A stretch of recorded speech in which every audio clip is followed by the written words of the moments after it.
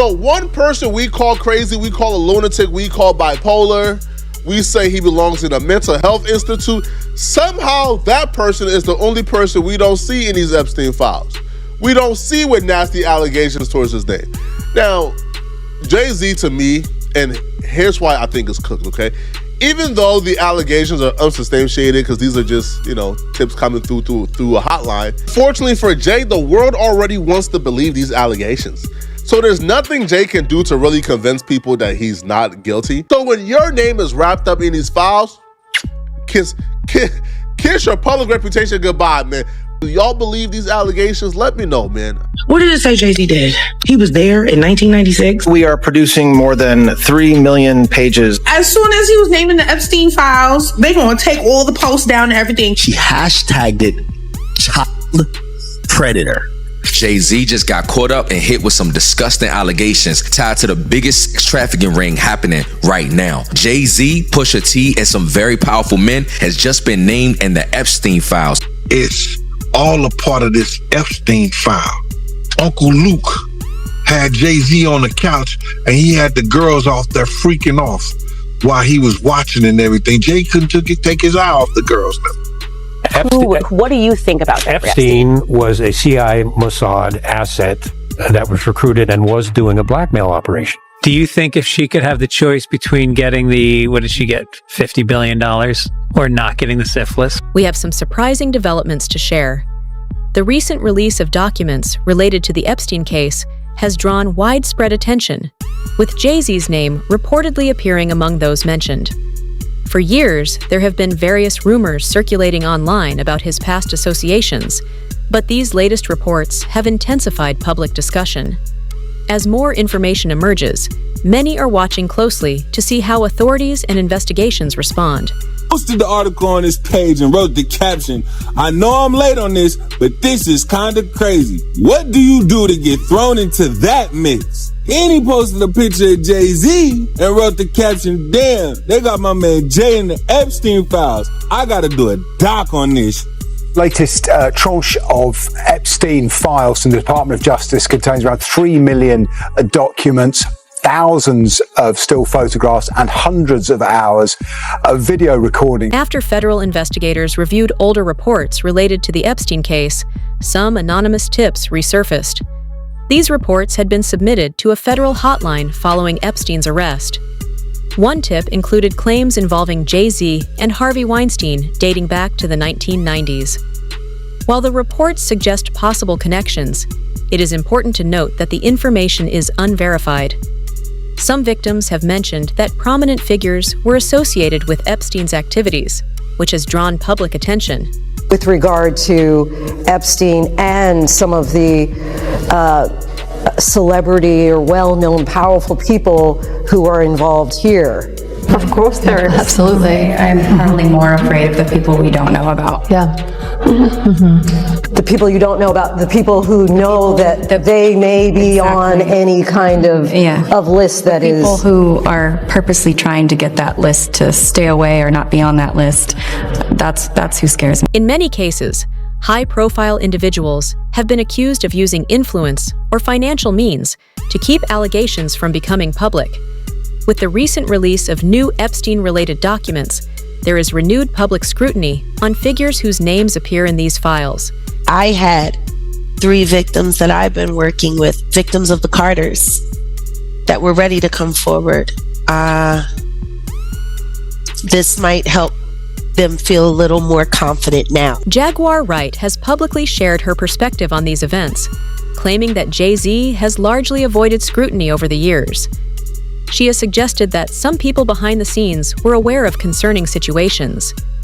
Wright has also made specific claims about Rihanna's early career and her interactions with industry contracts, which have drawn attention and discussion online.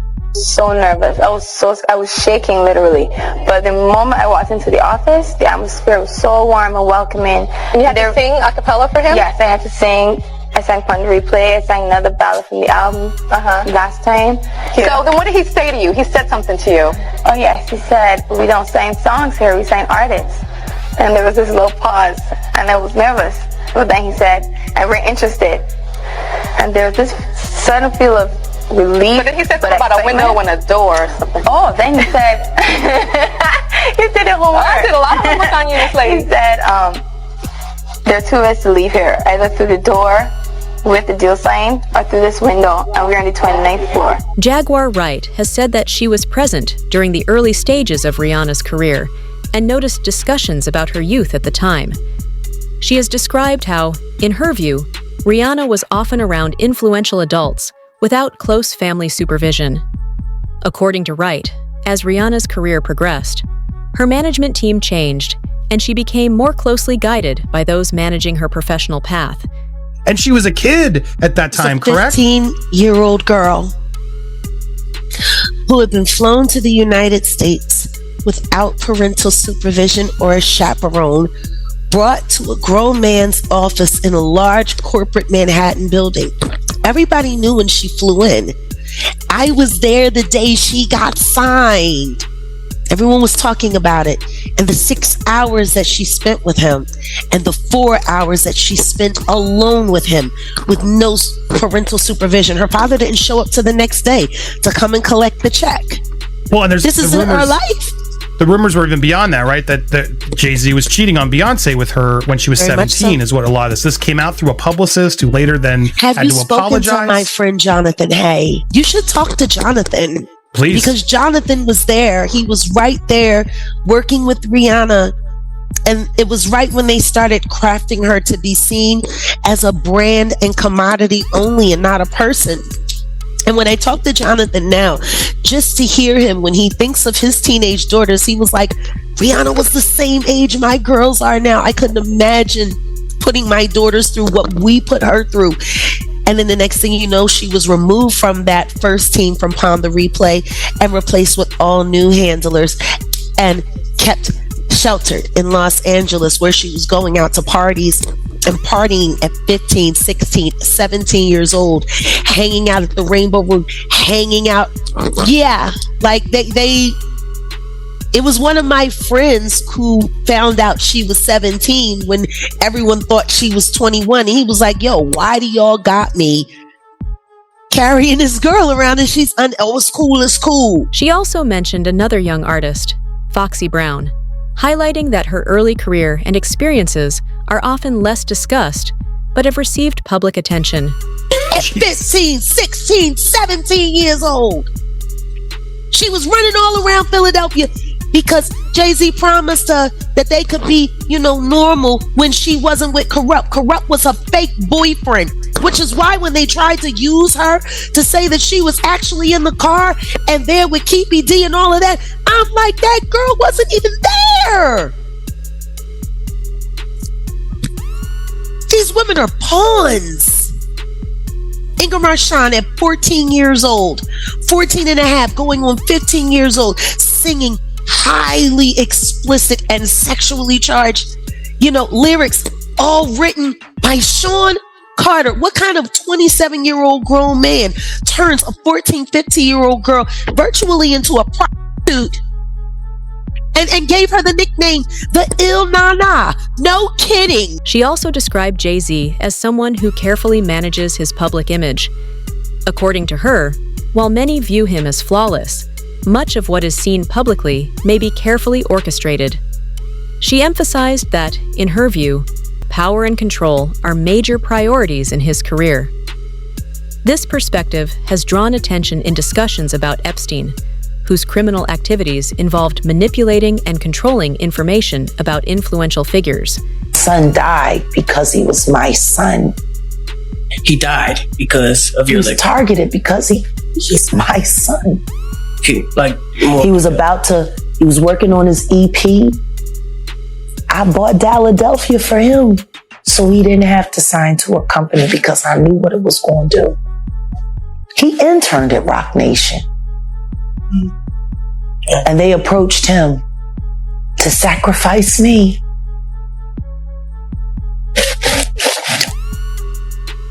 I saw his death when he was 19. I moved us here to stop it, to prevent it, to avoid it. They take them anyway to show you what the harm is. Giovanni, His death is why I do what I do. At the same time, Jay-Z has previously faced legal claims from individuals who alleged misconduct in the past. When these claims are discussed alongside other allegations and public statements, some people have begun drawing connections to broader conversations around the Epstein case. Recently, Gene Deal also shared his views on these allegations, which has further fueled debate and public discussion. I told y'all a lot of stories. I told y'all about Jay-Z, how he was, and it ain't no allege. It ain't no allege. These little girls was from our block. These little girls was from our block. Miss Pleasant ran with them. They all ran together and came to parties and shit like that. You understand what I'm saying? And I'm going to let Miss Pleasant, I'm going to try to talk her into telling that story. So y'all bear with me when she come back. She going to see this, but I'm letting y'all know. And don't none of you moderators sit up there and text her and try to forewarn her. I'm going to try to tell her and talk about the situation because it's all a part of this Epstein file. You know, look at that situation where Uncle Luke had Jay-Z on the couch and he had the girls off there freaking off while he was watching and everything. Jay couldn't take his eye off the girls. Man. Gene Deal believes that the Epstein-related documents could create serious challenges for influential figures in the music industry, including Jay-Z and others. He suggests that stories once dismissed by the public are now being reconsidered as new information continues to emerge. I know at that time, right, when he was messing with old girl, right, he had to be no name. 30 years old. Oh no, well he was in his late 20s, almost 30. You no, think he was 30. That nigga was 30. I know that nigga was 30 years old or better. Because I didn't know he was that old. He used to pull up on the block and pick us up. Like, this is the thing. Like, they were messing with each other. Like, they were locked in for 2 whole years. And... well, Jay was locked in with a lot of people because I ain't gonna say that he was trying to get with Sugar. Oh, yeah. Okay, I could see that. Pretty girl. Yeah. He was trying to get with Sugar. I could see that. And back in the day, I ain't gonna speak on it, but but what? But nothing. Because you ain't gonna speak on your friend, don't speak on my shit. Okay. And I ain't gonna tell it. Because you know I know that you know that I know that I know that you know that I know what you don't play yourself, all right? So now, what I'm trying to get y'all to see and what I'm trying to get y'all to say, I didn't lie when I told y'all this was messing with young girls. Yeah, he was. You understand what I'm saying? Yeah. And I did not lie. I know this for a fact. This wasn't no capping the whole 9 yards. Yeah. You understand? So now when these files come out and they start speaking about these cats and they sexapades and dealing with these young girls. Gene also discussed how influential families and teams often protect their public image. He noted that when allegations emerge, people close to major figures may act to manage the situation. Lawyers become involved, public images are carefully maintained, and silence can become a strategy. Some individuals may be aware of details, but feel constrained from speaking out due to potential personal or professional consequences. He also mentioned that politicians and public figures who were once publicly associated with famous artists now face scrutiny as past actions are re-examined, making many cautious about their reputations. This conversation naturally touches on Beyoncé. She has publicly shared her account of meeting Jay-Z at age 18 and becoming friends before dating later, stating that their relationship developed legally over time. While this is the official version, some industry insiders, including Gene Deal, have offered alternative perspectives regarding their early interactions, which have contributed to ongoing public discussion. First started dating Beyonce at 17, 18, he was 30-something. You didn't know his age. When I look back and see how old Jay-Z was, I think Jay-Z was born in like 69 or 67. Something like that, 67 right there? 69. I think he was born in 69. Beyonce, they say she was born in 81. You understand? But back then, in 81, when we was in the club together, 98, 99, she wasn't even supposed to be in the club, but she was in the club. It was Club Eugene's. And Jay was dating her. And at that time, if you look at Jay's age, he was about 30 years old. So, isn't she still somewhat a child? To me, she is. But I guess they protect child. That's how you protect a child. You know, dating her at the age of 30-some years old and she's 17, 18 years old. If that's her true age.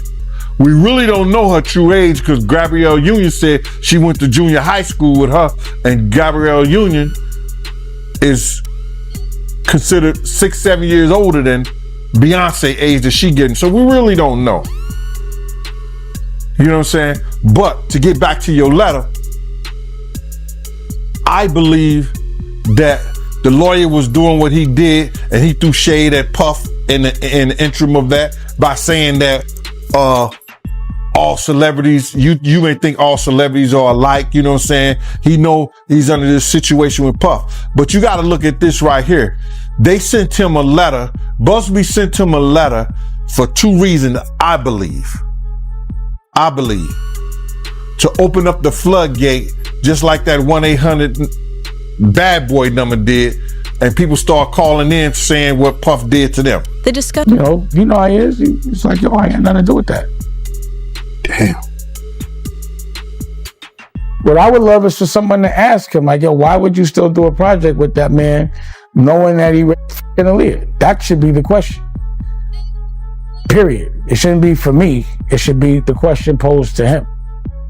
And I don't give a fuck about nothing else. But that right there was bridge burnt.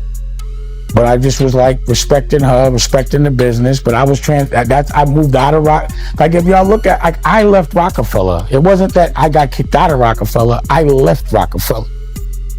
You understand what I'm saying? The option was there for me to stay. I did not want no parts of it.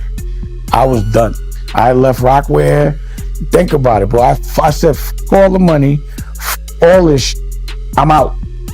Now think about. A lot of men would not have made that choice, but any real man would have to make that choice. I was left no choice. He gave me an offer I could not refuse. Like, we done. You know what I'm saying? You gonna f with this man, you knew he raped my girl, you was in love with her. How could you do that? It's obviously you want me to feel away. Like it wasn't enough money for us to do that. So I was done. I thought I was cool about it. Like I was like, I ain't even gonna say nothing. I'm just be out. And then I thought I was cool about it. I really did. So this is after Jay tried to talk to Aaliyah, but she chose you over him.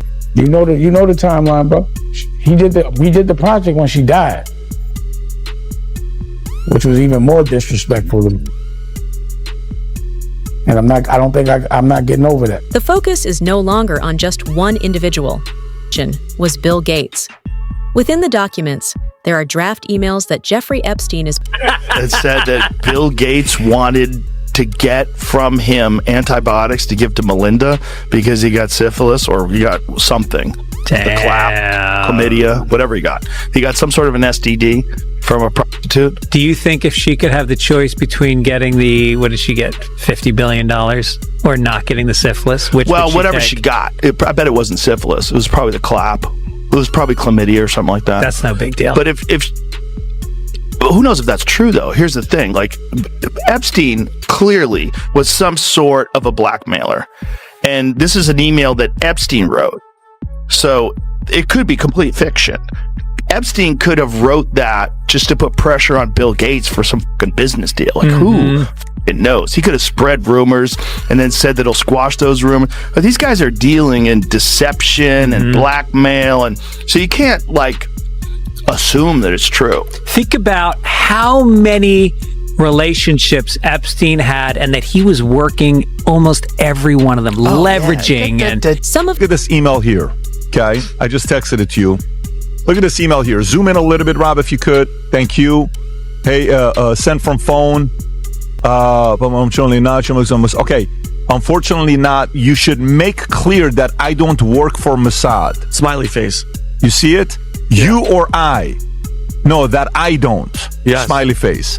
So, look, the claims that he was never part of Mossad or didn't work with them or collaborate with them, if you don't believe he did at this point of the game, you may work for Mossad. You know what I'm saying? That you may be them. By the way, I don't believe that. No, I'm just yeah. So no, but the point I'm making to you is, guess what Mossad's job is? To gather assets. Of course. And guess what CIA's job is? Same thing. Guess what MI6's job is? Same thing. Everyone. Guess what KGB's job is? Every one of these guys that want to go out there, they want to get intel. So this guy was very useful to Mossad. What do you think about Jeffrey Epstein was a CIA Mossad asset that was recruited and was doing a blackmail operation. I think that's crystal clear. No question about it.